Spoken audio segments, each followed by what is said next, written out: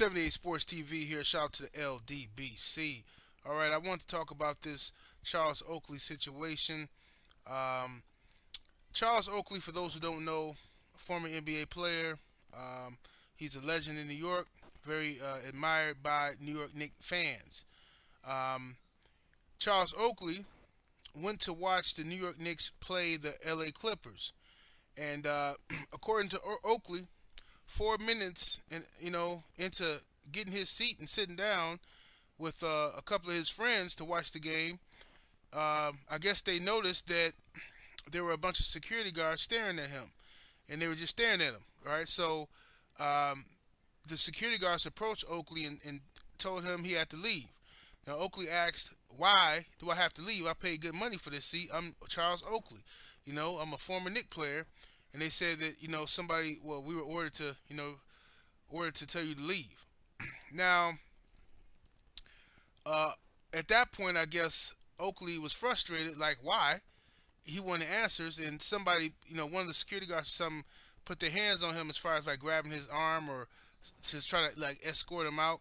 And Oakley started shoving him, like get the fuck off me or whatever. You know what I'm saying? Don't put your hands on me. And he eventually was leaving out, and they rushed him to the ground and shit, like made a big fucking scene. And so I've been watching some videos from the like ESPN First Take, Undisputed, and other media outlets, and get their take on this situation. And I'm very disgusted as to the responses that I've seen from these media outlets. Um, First of all, Charles Oakley seems to have an issue with the Knicks owner. Okay, the Knicks owner is apparently afraid of Charles Oakley or some shit. So, from what I'm hearing, the Knicks are saying that Charles Oakley was being belligerent. He was yelling things at the Knicks owner, and that's why he was asked to leave. Oakley denies that and says that happened after he was already asked to leave. Then he started yelling. But this is how I feel about it. I don't know exactly what happened because all the video footage at the start is not available yet. All we have is the video footage of them, harassing Charles Oakley. We don't see any video footage of Oakley um, being belligerent or acting a fool.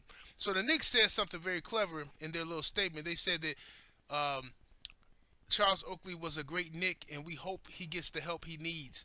See, that's very clever because they're trying to insinuate that Oakley has some type of mental health issue or alcohol abuse problem, substance abuse problem.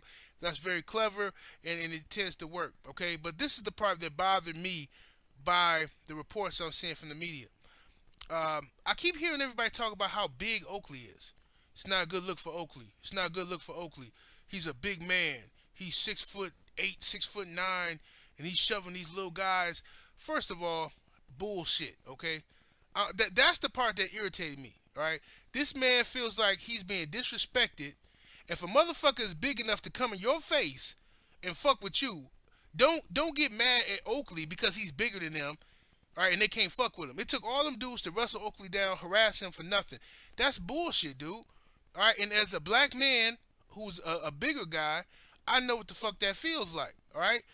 Now, I'm not no 6'9" motherfucker, but I know what it feels like to, all my life, people act like they make the assumption that I'm angry, I'm a bully, and I'm not. I'm not none of that. Never have been. But that's always been the stereotype that I have to fight.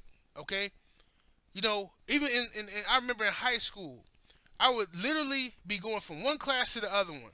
I stop in my locker, get the book for the next fucking class. I'm walking to the next class, and I got security guards just staring at me. Hey, you all right today? Look like you ready to do something. Like, do what? What are you talking about? Oh, it look like you got an attitude or something. The fuck you mean? I'm walking to the... Now I got an attitude. You see what I'm saying? It's like this weird provoking shit that they do. I ain't say nothing to nobody. I ain't getting to no argument. I ain't roll my eyes at nobody. I'm just walking to the fucking class. But because you're a pussy and you're intimidated by me, You think that I got an attitude, okay?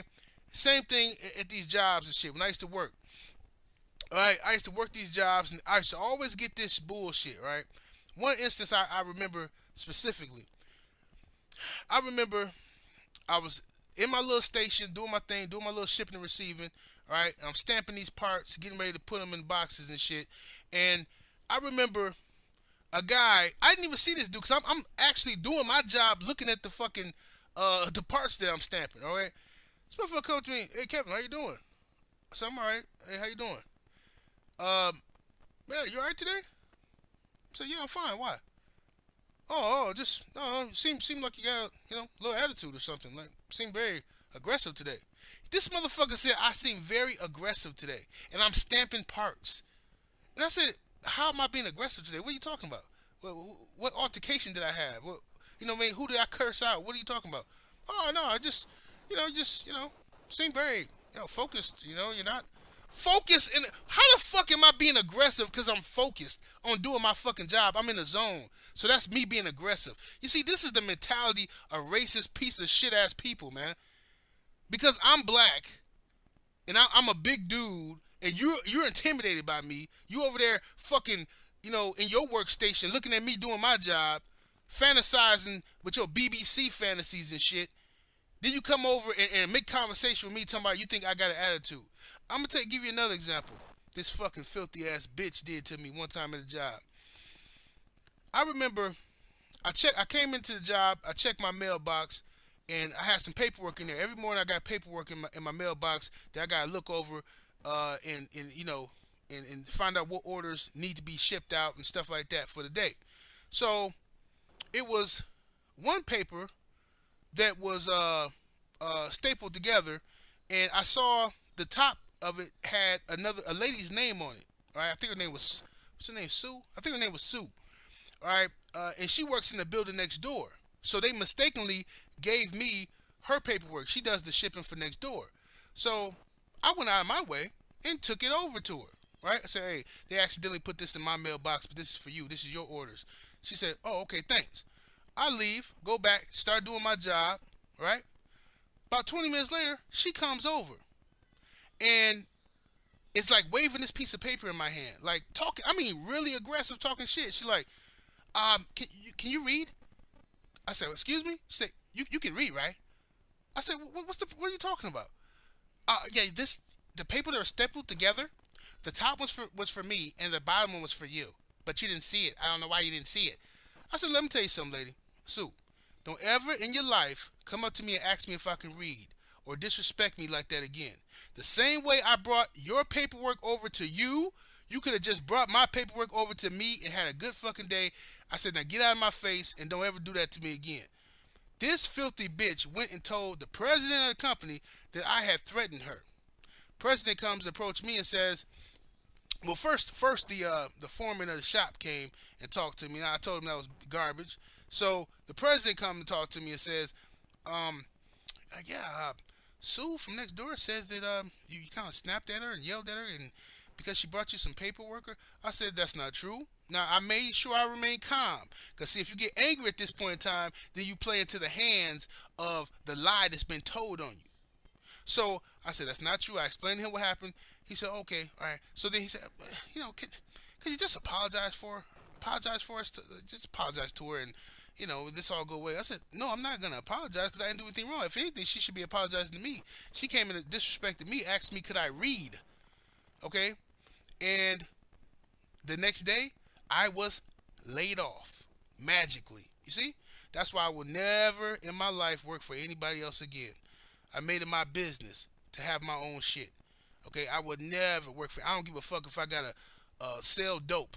I don't give a fuck if I got to rob and steal. I will never depend on another motherfucker for my family's livelihood. Never. Okay? Everybody can do whatever they want to do. I'm not telling nobody else to do anything that I've done. Okay? But what I'm telling you is, that's not for me. No way. Okay?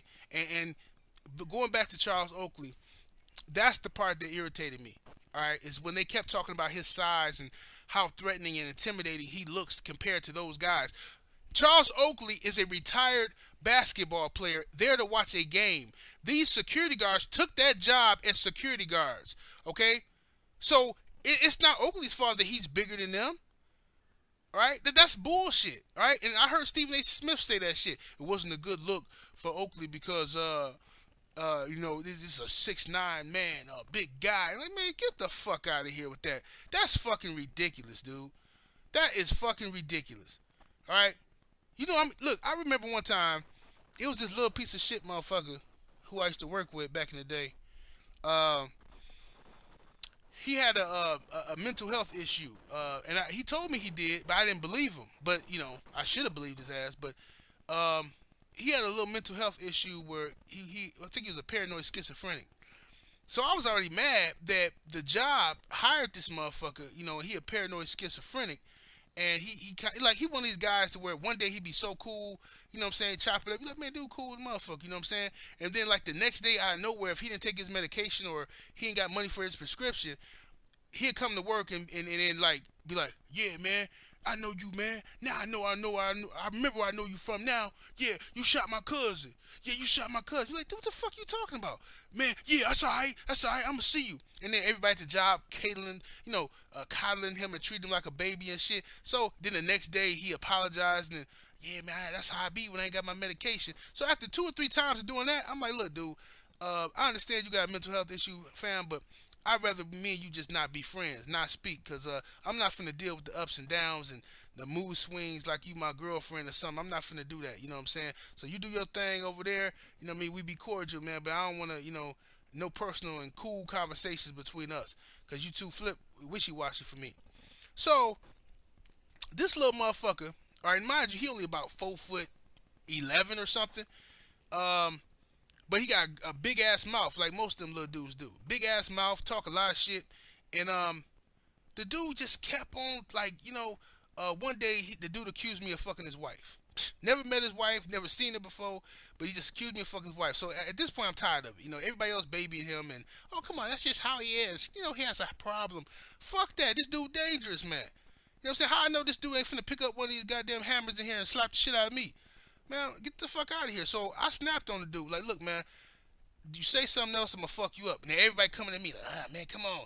That's a little guy. He's only like 4'11", man. Man, get the fuck out of my face. This dude running up in my face, talking shit, accusing me of fucking his wife. Y'all need to handle this shit before I handle it, okay? I'm not finna keep playing these games.